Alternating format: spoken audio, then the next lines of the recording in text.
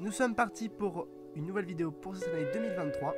Je crois que c'est la première que je sors parce que ça fait longtemps qu'il n'y a pas eu de vidéo. Pour la cause de flemme et de peu de temps pour tourner, vu que là je suis en stage, mais peu importe. Donc là c'est une vidéo qui retracera mes 5 attentes niveau série et mes 5 attentes niveau cinéma. On commence tout de suite avec mes 5 attentes série. Avec... Donc du coup on commence tout de suite par Demon Slayer et le quartier des forgerons. Le village des forgerons. Et donc du coup cette saison 3 sera disponible à partir d'avril 2023. Avec en février 2022, pas 2022, en février 2023, un film qui aura les deux derniers épisodes de la saison 2, le 4 février, et le premier épisode de la saison 3 pour un film d'à peu près 1h40.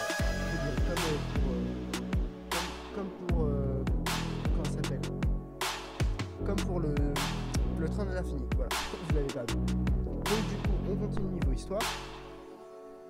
D'entrée, l'épisode 1 débute avec la rencontre entre le pilier de la bruine,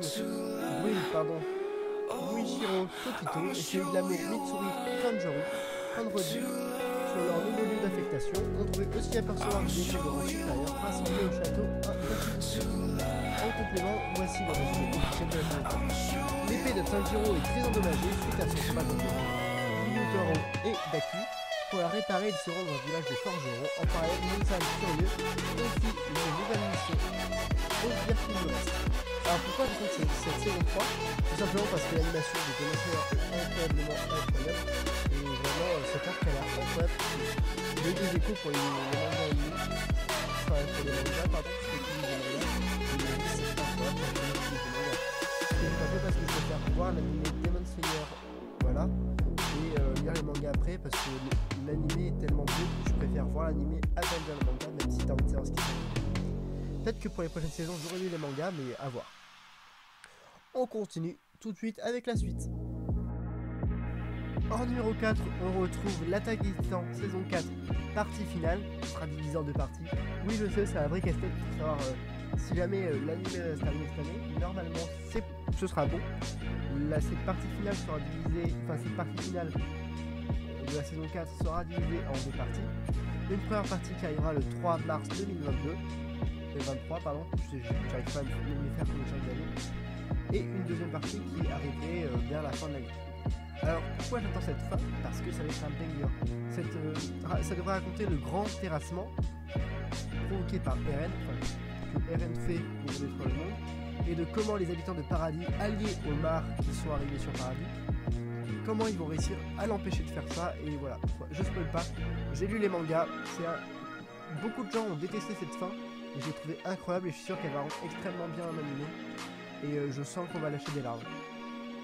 Surtout pour la première partie qui risque d'être triste pour certains, pour ceux qui aiment un personnage en particulier. Je n'en dirai pas plus. Bon, ben on continue. Et c'est vraiment un truc que j'attends énormément. Et voilà, allez, faut que j'arrête en parler. Allez, c'est parti. Donc du coup, en numéro 3, on retrouve Loki saison 2, qui devrait raconter comment Loki se déroule dans la TVA, un peu, pour vous faire le bilan de ce qui s'est passé à la fin de la première saison de Loki. Loki arrive dans une TVA où personne ne sait qui il est. Alors pourtant il y a travaillé pendant 6 épisodes, c'est honteux. Tu reconnais pas un employé, c'est honteux.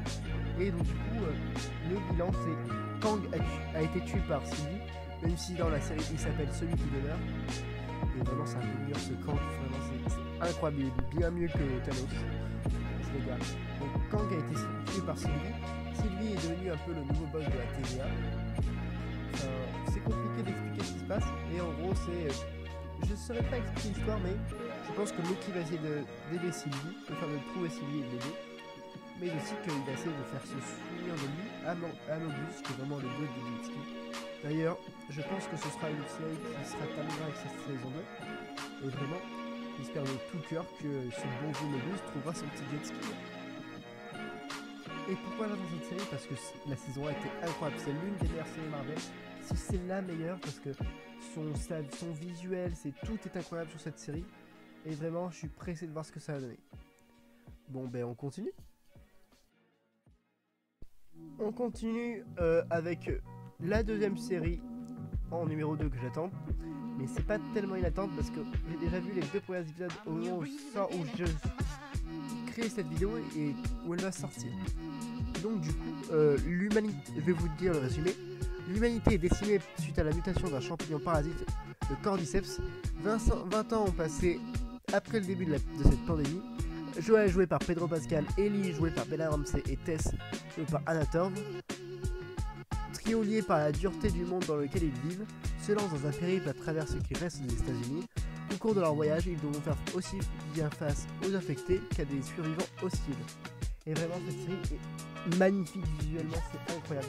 Et ils ont fait bien mieux que The Ring of Power dont je vais parler dans mon top série. Mystère avec quel vacillé. Et vraiment, je trouve que cette série est incroyable. Mais surtout, on a des zombies réalistes. Merde, ça fait très longtemps qu'on n'a pas eu des zombies aussi réalistes. Et vraiment, c'est incroyable. Cette série peut devenir un banger. Et je pense que cette première saison adaptera le premier jeu, ou alors une partie du premier jeu.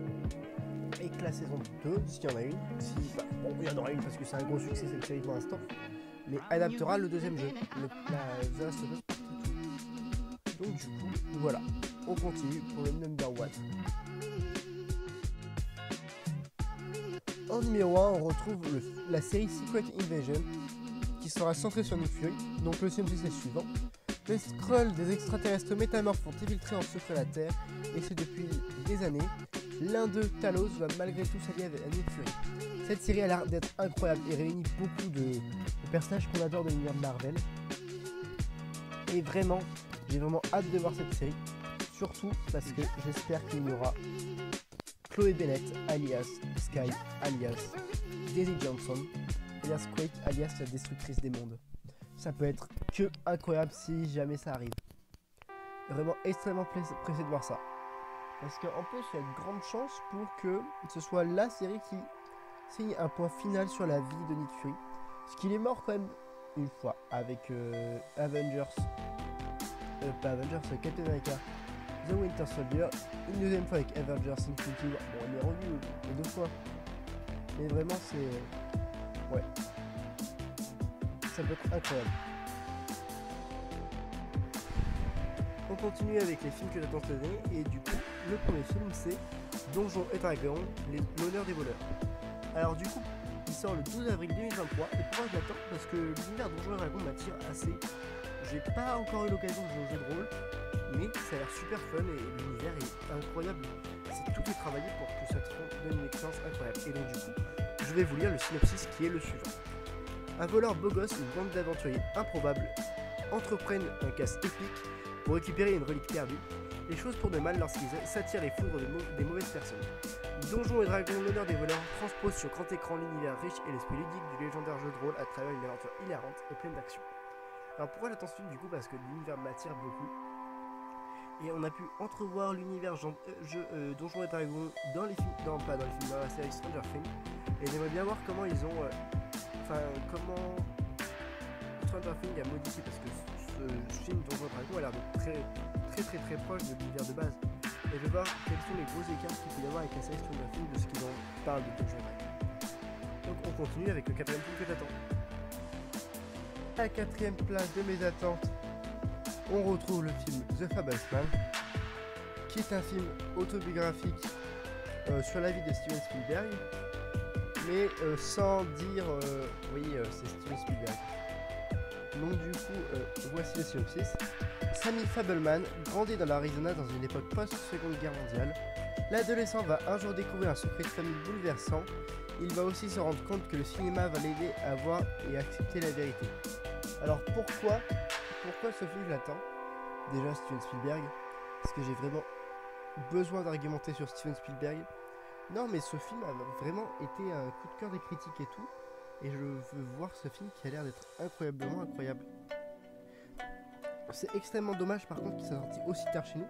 Je crois qu'il est sorti en novembre aux États-Unis et chez nous il n'est sorti que maintenant au mois de février. Donc je trouve ça un peu honteux. Mais bon, ce film a l'air super par rapport à la réalisation qui a l'air assez proche de ce que Steven Spielberg pourrait faire. Et je vois dans les données techniques du film que John Williams c'est là pour la musique. John Williams pour la musique, est-ce que c'est pas un bon point? Bon, John Williams ça fait 5 ans qu'il dit ouais j'arrête, ça c'est mon dernier film, Ça fait 30 ans, ça fait 5 ans il fait ça, ça fait 5 ans il continue. Mais tant mieux, comme ça il nous éclaire de sa musique et de son talent. On continue avec le numéro 3. Alors j'ai oublié de le préciser, mais The Fablesman sort le 22 février 2023. Et sinon, une semaine plus tôt, le 15 février 2023, sort Ant-Man et la Guêpe, Quantum Mania, le premier film du MCU de cette année, qui est mon troisième film le plus attendu. Et oui, que le troisième, pourquoi vous le saurez en regardant les prochains. Voilà, je continue. Donc du coup, le synopsis c'est le suivant. Les super-héros et partenaires Scott Lang et Hope Van Dyne, alias Ant-Man et la Guêpe, vont vivre de nouvelles péripéties en compagnie de Hank Pym et Janet Van Dyne. Les parents de Hope, le duo va explorer la dimension subatomique, le monde quantique en gros, interagir avec d'étranges nouvelles créatures et se lancer dans une odyssée qui les poussera au-delà des limites de ce qu'ils pensaient être possible. Alors, pourquoi on attend ce film? Un seul personnage, Kang. Kang, comment vous voulez passer à côté de Kang? C'est impossible. On a un Boomerang, je crois qu'il y avait Jim Carrey, mais après je pense que lui il sera là pour un petit caméo, mais genre une petite broutille ou quoi. Mais voilà, putain, comment oublier Kang qui est vraiment un banger dans Loki et que là on va voir dans sa forme genre vénère. Donc je suis pressé de voir ce film qui devrait durer 2h05. 2h05 de pur bonheur. Ou alors ça va être comme les autres, ça va être un peu moyen, mais c'est pas grave. Si ce film fait mieux que les deux autres, je suis content. On continue avec le numéro 2 et le numéro 1.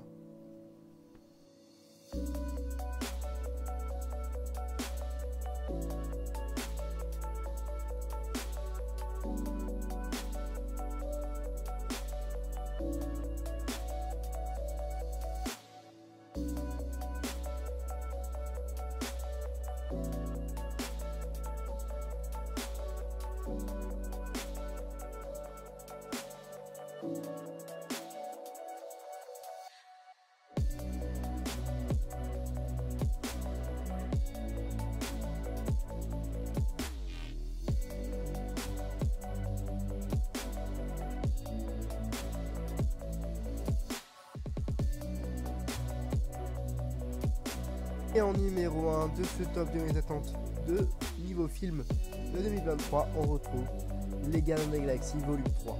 Le dernier film consacré aux Gardiens de la Galaxie, même si je pense qu'on en verra même après ce film-là. Mais ce sera pas la même équipe qu'on aura connue, je pense qu'on va subir de lourdes pertes. Et c'est aussi pour ça que j'attends ce film, parce que ce film risque d'avoir des conséquences assez importantes. Bon, pas au point de Endgame, mais le film risque quand même d'avoir des conséquences au niveau de l'histoire des gardiens. Enfin, je pense qu'on perdra peut-être Drax et Rocket. Et je pense que je vais bien chialer. Mais bon, c'est pas grave. Donc du coup, il sort le 3 mai 2023 en salle. Il a été écrit et réalisé par James Gunn. Le fameux James Gunn. Ce génie qui est passé du côté adverse en étant l'équivalent du Kevin Feige de DC Comics. Donc le synopsis c'est le suivant. Notre bande de marginaux favorites a quelque peu changé. Peter Quill, qui pleure toujours la perte de Gamora, doit rassembler son équipe pour défendre l'univers et protéger l'un des siens. En cas d'échec, cette mission pourrait bien marquer la fin des gardiens tels que nous les connaissons. Et oui. Et la première affiche qui a été diffusée est vraiment magnifique. Donc du coup, sur ce film, c'est tout ce que j'ai à dire. Je l'attends énormément et vraiment pressé de voir ce qu'ils vont faire. Donc du coup, c'est tout pour aujourd'hui et on se retrouve très bientôt pour une nouvelle page aux infos Disney. Bye bye.